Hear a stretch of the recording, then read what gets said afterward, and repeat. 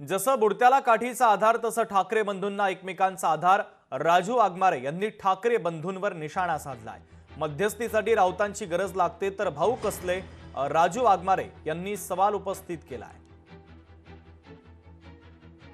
बुडत्याला काडीचा आधार, मला वाटतं ती म्हण आता बदलायला पाहिजे। बुडणाऱ्यांना एकमेकाचा आधार असे ती म्हण आता करणं गरजेचं आहे। हे दोन्ही ठाकरे बंधू आपल्या अस्तित्वासाठी रस्त्यावर उतरत आहेत। यांचं मराठी प्रेम वगैरे काहीही नाही। सगळ्यात पहिला मुद्दा असा आहे की हा मोर्चा मराठीसाठी आहे असं म्हणतात।